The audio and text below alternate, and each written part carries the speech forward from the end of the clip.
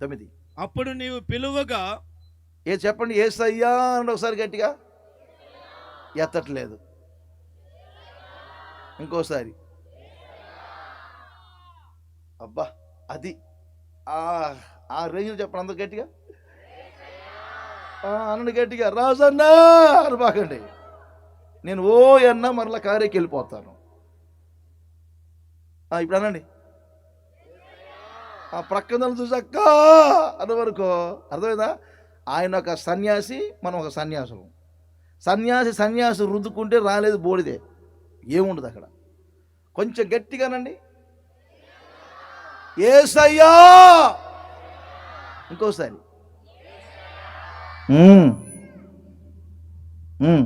ఏంటి? యేసయ్యా అని పిలవగానే ఆయన ఏమంటున్నారు? ఉత్తరమిచ్చెను. నువ్వు మొర్ర పెట్టగా యేసయ్యా అని మొర్ర పెట్టగా ఆయన నేనున్నాను, నీ మొర ఆలకిస్తున్నాను, నీ కార్యములను నేను జరిగించబోతున్నాను. ఆమేన్ చెప్పండి గట్టిగా. హల్లెలూయా. వెంటనే మీ మొర ఆలకించిన దేవుడు మీకు స్వస్థత శీఘ్రముగా దయచేస్తారు. మీ మొర ఆలకించిన దేవుడు మీ కన్నీటి బొట్టులు తుడుస్తారు. మీ మొర ఆలకించిన దేవుడు మీ జీవితంలో ఏది అవసరమో ఈ రాత్రి దాన్ని మీకు దయచేస్తారు. మిమ్మల్ని త్రోసివేసే దేవుడు కాదు ఆయన. పిలవటం మీకు చేత కావాలి. యేసయ్యా అని పిలవటం మీకు చేత కావాలి. ఆయన మీద మీరు ఆధారపడాలి, ఆయన నమ్ముకోవాలి.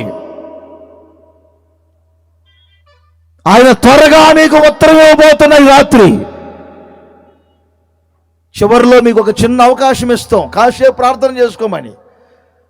ఆ ప్రార్థనలో ఏదైతే మీరు మొరపెడుతున్నారో, మూయబడిన గర్భం తెరవబడాలని ప్రార్థన చేసుకుంటారు, రోగముల నుంచి విడుదల కలగాలని ప్రార్థన చేసుకుంటారు, నిరుద్యోగ స్థితి పోవాలని ప్రార్థన చేసుకుంటారు, పిల్లల వివాహ విషయాలు, స్వస్థలమో స్వగృహమో, భౌతిక జీవితానికి కావలసిన ప్రతి అవసరత కొరకు, ఆత్మీయముగా మరింతగా ఎదిగే దాని కొరకు మీరు ప్రార్థన చేసుకుంటారు.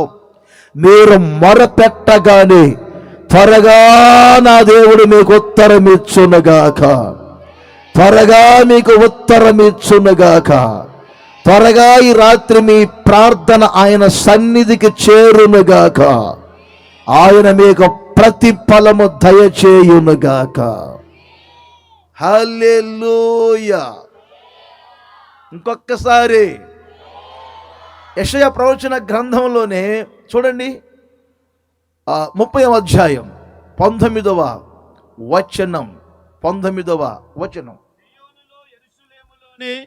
సియోనులో యెరూషలేములోనే ఒక జనము కాపురముండును. జనమా. దేవుడు అంటున్నారు ఈ మాట. వేమూరులు అందరూ ఒకసారి చేతుల పైకి చూపించండి. వేమూరు ఎత్తు, సరిగ్గా ఎత్తు. వేమూరు జనమా, అది ఆయన ఈరోజు అంటుంది. ఎత్తొచ్చు కదా కాసేపు. సిగ్గుపడతారేంటి పెళ్లి చూపులకి వెళ్ళినట్టు. జనమా, నీవిక ఏమాత్రము కన్నీళ్లు విడవవు. ఇక ఏమాత్రమును నీవు కన్నీళ్లు విడవవు. ఆయన నీ మొర్ర విని, అందరు చెప్పండి, ఆయన నీ మొర్ర విని నిశ్చయముగా నిన్ను కరుణించును. ఆయన నీ మాట వినగానే నీకు ఉత్తరమిచ్చు. అందరు చెప్పండి కొట్టండి, మీకు ఉత్తరమిచ్చునుగాక. మీ కన్నీటి బొట్టులు తడవబడునుగాక. మీ దుఃఖము నిట్టూర్పుని రాత్రి ఎగిరిపోవునుగాక. అద్భుతం జరుగుతుంది రాత్రి, ఆశ్చర్య కార్యాలు జరుగుతున్నాయి రాత్రి, సూచక క్రియలు జరుగుతున్నాయి రాత్రి. శక్తి కలిగిన కార్యములను మీరు పొందుకొని వెళ్ళబోతున్నారు. ఇప్పటి వరకు మీ గుండెల్లో గూడు కట్టుకున్న ప్రతి దుఃఖము నిట్టూర్పులు యేసు నామములో ఎగిరిపోవును. నేటి నుండి మీరు దుఃఖముఖిగా ఉండుట మానుదురు. మీ హృదయములో నా దేవుడు సంతోషపరచబోతున్నారు. మీ దుఃఖ దినములన్నీ సమాప్తమగునుగాక. యేసయ్య సస్సేడిగా సంచరిస్తున్న రోజుల్లో అటు వెళ్తా ఉన్నారు, ఒక త్రోవలు వెళ్తున్నారు. ఆయా గ్రామాలకు వెళ్ళేవారు, అద్భుతాలు చేసేవారు. ఆయన ప్రార్థన చేస్తే రోగులు స్వస్థత పొందేవాళ్ళు, కుంటివారు లేచి నడిచేవారు, మగవారు మాట్లాడేవారు, చెవిటివారు వినేవారు, కురిటివారు చూపు పొందేవారు, కుష్ఠరోగులు శుద్ధులయ్యేవారు. పాపములో నుంచి విడుదల పొందే ఎన్నో సుబోధలు చేసేవారు. ఆయన గ్రామంలో అలా వెళ్తా ఉంటే త్రోవ ప్రక్కన ఒక గుడ్డివాడు కూర్చొని ఉన్నాడు. ఆ గుడ్డివాడికి ఎవరో చెప్పారు, ఒరే గుడ్డివాడా, యేసు స్వామి ఈరోజు మన ఊరు వచ్చారు, జనసమూహం అంతా అదిగో ఆయన వెంట వెళ్తున్నారు, ఆయన ఏ గ్రామానికి వెళ్ళినా అనేక అద్భుతాలు చేస్తున్నారంట. మంచి అవకాశం వచ్చింది.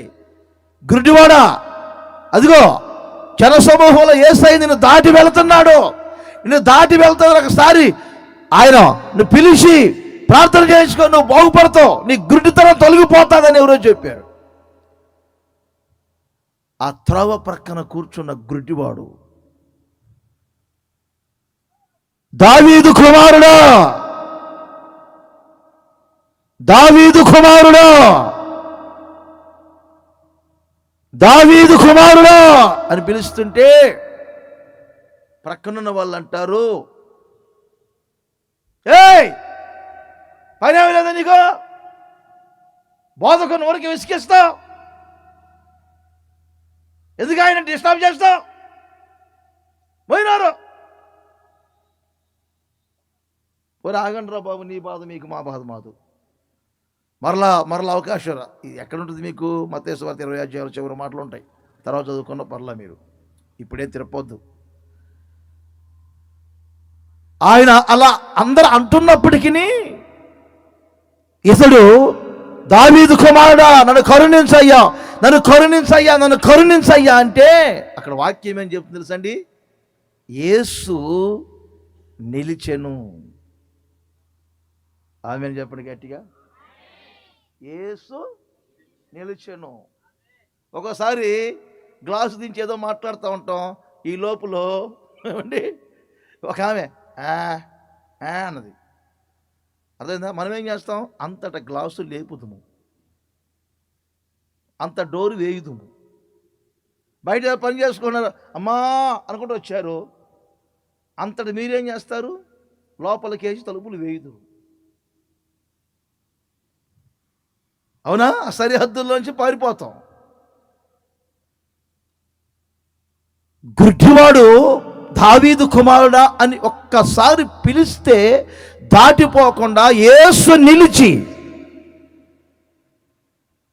దగ్గరగా రమ్మని పిలిచి అతని కళ్ళ మీద చేతులు ఉంచి అతని స్వస్థపరిచి తన గుడ్డితనాన్ని తొలగించి తన స్వస్థత ఇచ్చి తనకు ఒక మంచి జీవితాన్ని ఇచ్చిన నా ప్రభు అయిన యేసుక్రీస్తు ఎప్పుడో కాదు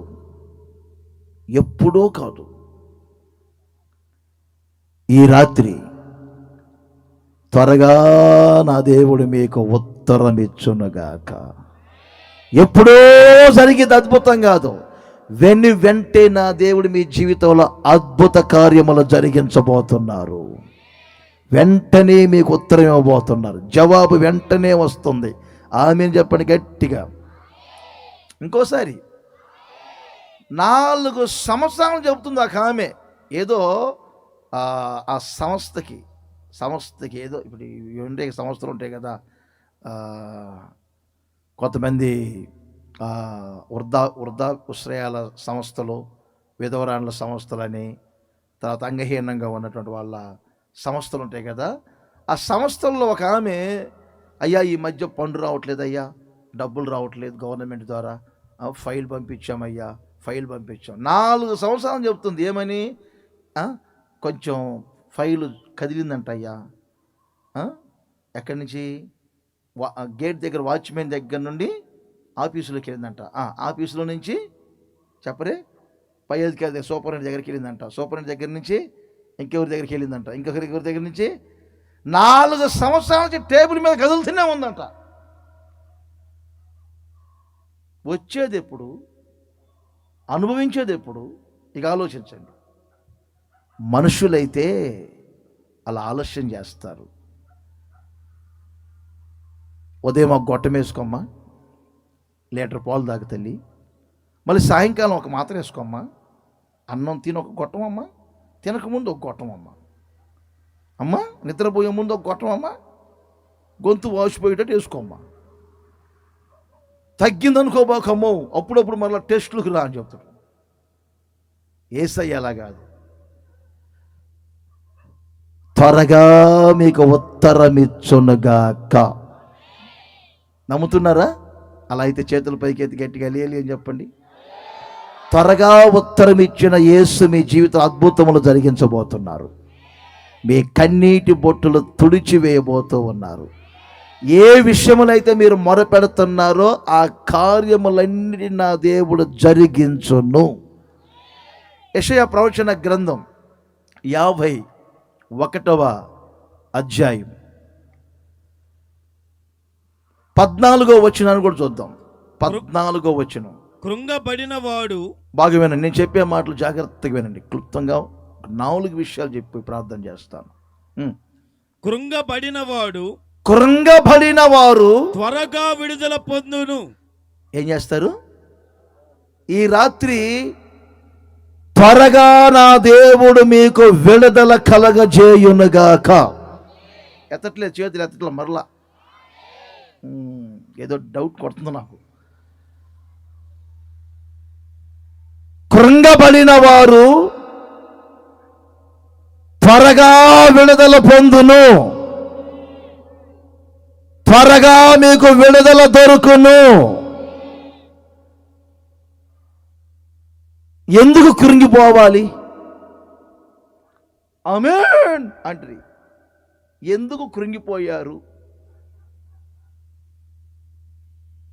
ఇప్పుడు చెప్పండి. కృంగిపోవటానికి కారణం ఏమిటి? అన్ని రెఫరెన్స్లు ఉన్నావు. టూకీగా మీకు చెప్పుకుంటూ వెళ్తా కొన్ని విషయాలు. కొరింథీయులకు రాసిన మా పిల్లలు చదువుతుంటారు కావాలండి మీకు. 2వ పత్రికలో 1వ అధ్యాయంలో ఉంటుంది.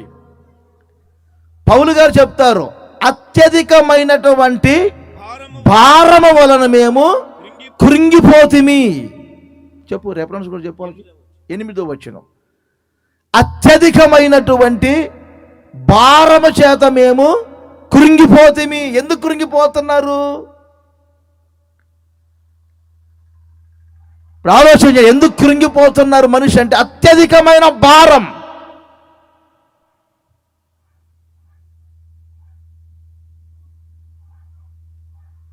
ఆమెను చెప్పండి ఒకసారి గట్టిగా. ఎత్తు చెయ్యి. ఇంట్లో పిల్లలు కొంచెం ఎదిగారు, భార్య కొంచెం చదువుకున్నాము, ఏదో ఒకటి చేయగలవచ్చు, అర్థమైందా? కానీ ఆ భర్త ఏం చేస్తారంటే, అర్థమైందా, ఇంట్లో కుక్క కన్నా కొంచెం పెత్తనం ఉంటుంది కానీ భార్యకి కూడా పెత్తనం. అర్థమైందా? నాకు కర్నూలులో ఉన్నప్పుడు ఏసన్న గారు ఎరుకో డబ్బులు ఇవ్వాల్సి చెక్ ఇచ్చారు.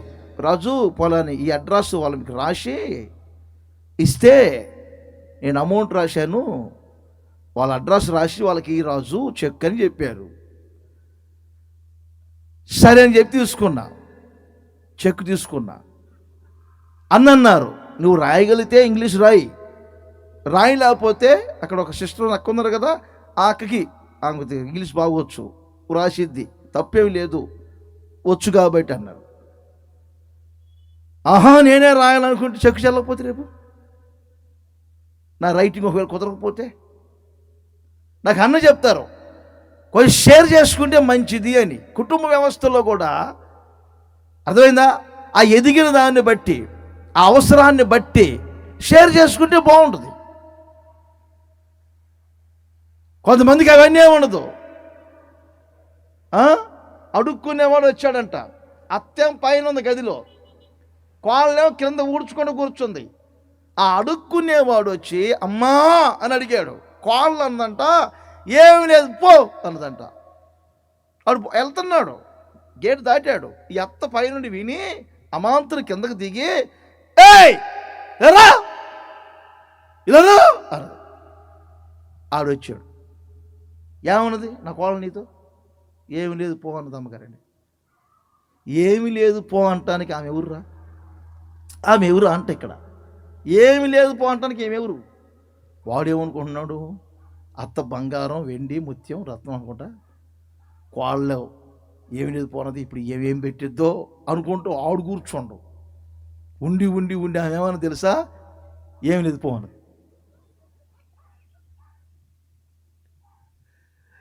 అడుక్కుని డౌట్ వచ్చి ఒక మాట అడిగారట. అమ్మ మీ కోడల గారు కూడా ఇదే మాట కదా అన్నది, ఏమి లేదు పో అని. అప్పుడు ఈ అత్త అంటారంట, ఏమీ లేదు పో అనే అధికారం కూడా నా కోడలకి ఇంట్లో లేదు. ఇలాంటి అత్తల గురించి వాళ్ళ ముగింపు ఎలా ఉంటుందో, రేపో మోపో వృద్ధాప్యం వచ్చే మంచంలో పడి తుక్కు మంచంలో కొంచెం గొంతులో నీళ్ళు పోయామంటే ఈ కోడలు నీళ్ళు పోసిద్దో గొంతు మీద కలిపిడి దుక్కిద్దు.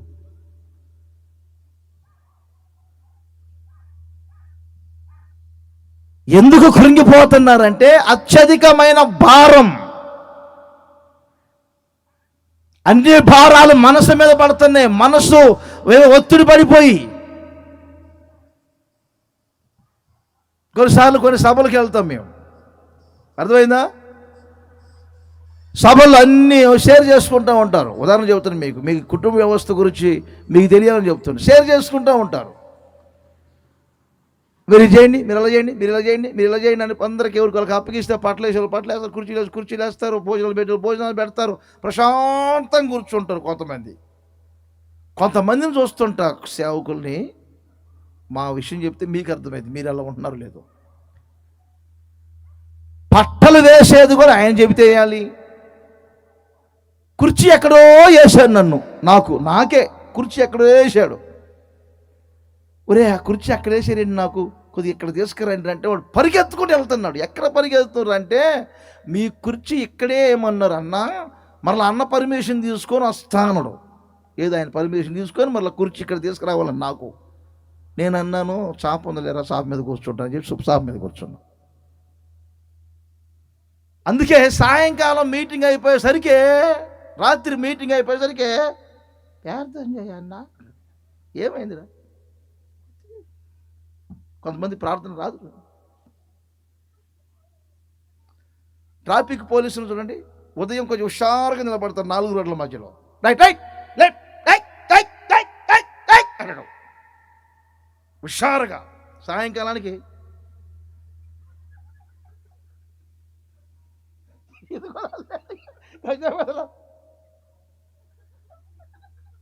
ఎందుకు?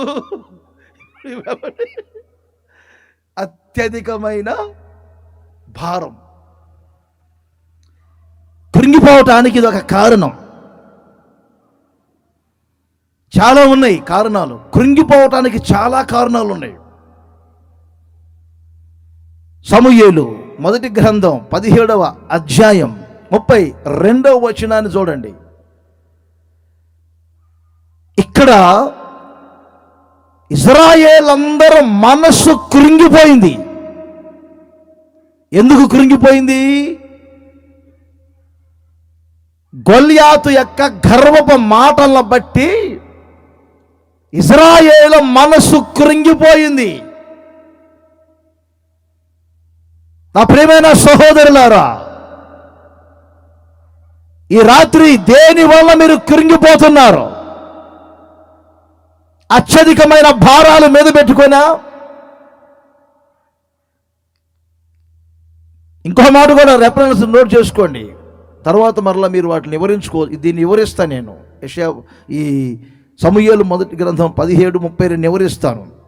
యెషయా ప్రవచన గ్రంథం ఉంది కదండి, 46లో మొదటి 2 వచనాలలో, బేలు కూలుచున్నది, నెబో కృంగుచున్నది. బబులోను దేశంలో ఉన్న ముఖ్య పట్టణాలు. ఎందుకు?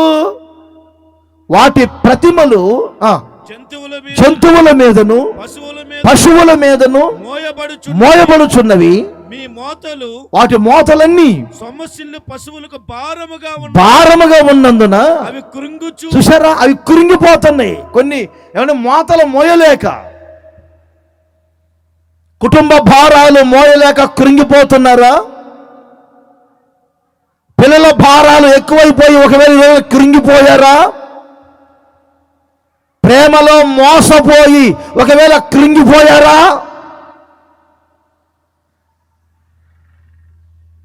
స్నేహితులను నమ్మి, ప్రేమికులను నమ్మి, అభిమానులు అనుకొని, ఆప్తులు అనుకొని, ఎంతమందిని నమ్ముకొని జీవితంలో చివరికి కృంగిపోయిన పరిస్థితుల్లో ఈ రాత్రి ఇక్కడ ఎందుకు కృంగిపోయారు? గొల్యాతు గర్వపు మాటలను బట్టి కృంగిపోయారు. రంకెలేస్తున్నాడు.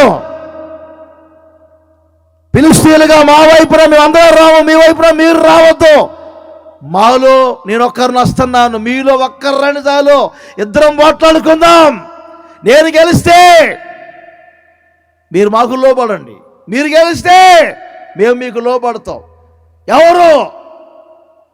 ఎవరు నా మీద యుద్ధం చేసేదని గొల్యాతు రంకెలేస్తున్నాడు. కొన్నిసార్లు ఆ గొల్యాతు రూపాన్ని చూసి, అతని కేకలను చూసి, ఆ గర్వపు మాటలు బట్టి మనసు కృంగిపోయింది. గుడారాల్లో నుంచి బయటికి రాలేకపోతున్నారు ఇజ్రాయేలీలు.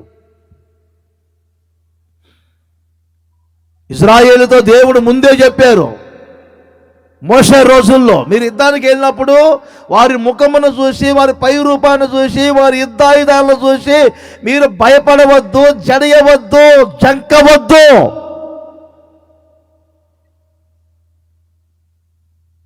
ఈరోజు చాలా మంది గర్వపు మాటల బట్టి కృంగిపోతున్న ఆఫీసులో పై ఆఫీసర్ యొక్క మాటల బట్టి కృంగిపోయారా? మీ ఇళ్ల ప్రక్కన ఇరుగు పొరుగు వారు మాటల బట్టి కృంగిపోయారా? కొన్ని గర్వపు మాటల బట్టి కృంగిపోయారా? ఏ కారణాల వల్ల కృంగిపోయారు? ఒక్కసారి ఆలోచన చేయండి. నేను కృంగిపోలేదు అని మీరు చెప్పగలరా? ఏదో ఒక సందర్భంలో మనం 6 అడుగుల మనుషుమైన చిన్న ముళ్ళు గుచ్చుకుంటే ఎలా మనం కృంగిపోతామో, కాలు నిలబడదు నేల మీద, మనిషి జీవితం అలా మారిపోతుంది. సేవా పరిచర్యలో ఎన్నోసార్లు మేము కృంగిపోయిన వేళలు లేకపోలేదు. అయితే ఒక చిన్న మాసం చెప్పనా, చిన్న విషయం. ఫిలిష్తీయుని బట్టి ఇజ్రాయేల్ కృంగిపోతే ఆ ఫిలిష్తీయుల శూరుని ఎదుర్కోవటానికి మనస్సు కృంగిపోయిన వారిని విడిపించడానికి, వాళ్ళని బలపరచడానికి, వారికి విడుదల కలగ చేయటానికి ఆ యుద్ధములోనికి ఒక సైనికుడు దిగారు. ఆయనే దావీదు దిగి అంటారు ఇజ్రాయేల్ అందరితో, ఆ ఫిలిష్తీయుని బట్టి మీరు ఎవరు మనస్సున కృంగిపోవలసిన అవసరం లేదు. మనస్సు కృంగిపోయింది కదా, మీరు కృంగిపోవలసిన అవసరం లేదు. కృంగిపోయిన మిమ్ములను మీకు నేను విడుదల కలగజేయటానికే యుద్ధ భూమిలోనికి వచ్చాను, బరిలోనికి దిగాను. కృంగిపోయిన ఇజ్రాయేలు ప్రజలను బలపరచటానికి, వారికి విడుదల కలగ చేయటానికి దావీదు ఏ విధముగా రంగంలోకి దిగి ఇజ్రాయేలు విడిపించి వారికి విడుదల కలగజేశారో, ఈ రాత్రి ఆ స్థానములో నా ప్రభు అయిన యేసుక్రీస్తు కృంగబడిన మీకు విడుదల కలగజేయునగాక. అందరు చెప్పండి గట్టిగా, హల్లెలూయా. మీరు రాత్రి విడిపించబడుదురుగాక, మీకు విడుదల కలుగునగాక. విశ్వసించండి, కృంగబడిన మీరు త్వరగా విడుదల పొందబోతున్న రాత్రి, త్వరగా విడుదల పొందబోతే రాత్రి ఇక ఆలస్యం లేదు. ఈ మాటలు వినబడుచు ఉన్నప్పుడే అద్భుతం మీ జీవితంలో జరుగుతుంది. రాత్రి చప్పట్లు కొట్ట గట్టిగా గట్టిగా గట్టిగా. యేసుక్రీస్తు నామములో మీకు విడుదల దొరుకునుగాక. విడుదల, కొట్టండి గట్టిగా, విడుదల విడుదల విడుదల విడుదల విడుదల విడుదల విడుదల. అద్భుతమైన విడుదల ఈ రాత్రి, అద్భుతమైన విడుదల కలిగే రాత్రి. నేను ప్రకటించు నజరేయుడైన యేసు విడుదల ప్రకటించే దేవుడు. ఆ ఈ లోకానికి సశరీరుడిగా ఎందుకు వచ్చారు? యెషయా ప్రవచన గ్రంథంలో ఉంటుంది కదా, 61వ అధ్యాయంలో మొదటి నుండి 4 వచనాల వరకు వీటికి సంబంధించిన విషయాలు. యేసుక్రీస్తు ఈ లోకానికి సశరీరుడిగా వచ్చిన ఎవరి ఉద్దేశం ఏమిటో వ్రాయబడింది. ప్రభువుకు యెహోవా ఆత్మ నా మీదికి వచ్చెను, దీనులకు నేను సువార్త ప్రకటించుటకును యెహోవా నన్ను అభిషేకించెను.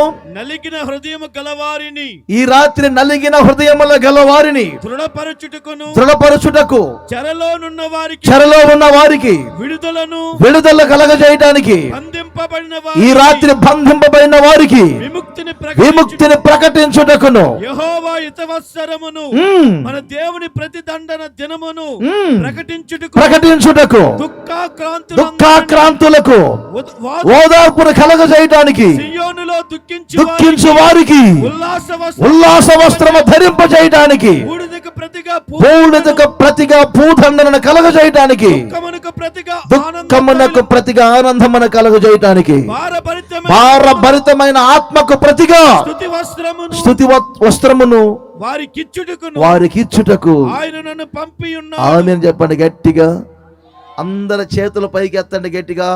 ఒక సేవకునిగా ఈ రాత్రి మీకు విడుదల ప్రకటిస్తున్నాను. యేసు నామములో మీకు రోగములో నుంచి విడుదల కలుగునుగాక. యేసు నామములో పాపములో నుంచి మీకు విడుదల కలుగునుగాక.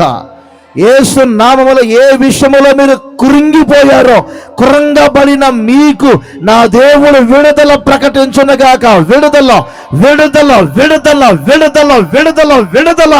సాతాను బంధించిన బంధకాలలో నుండి ఈ రాత్రి మీకు విడుదల కలుగునుగాక. చెరలో నుండి ఈ రాత్రి మీకు విడుదల కలుగునుగాక. కురింగిపోయిన మీకు ఈ రాత్రి నా దేవుడు విడుదల ప్రకటిస్తున్నారు. అదిగో అదిగో అదిగో విడుదల విడుదల విడుదల. విశ్వసించండి, విడుదల విడుదల. విడిపించబడుదురుగాక. ఒక సేవకునిగా విడుదల ప్రకటిస్తున్నాను. విడుదల సువార్త మీకు ప్రకటిస్తున్నాను. యేసు నామములో కృంగబడిన మీకు విడుదల కలుగునుగాక. ఇప్పుడు లూకా సువార్తలు మీకు తెలుసు కదా, 18 ఏండ్ల నుండి సమాజ మందిరంలోనే ఉన్నారు ఒక సహోదరి.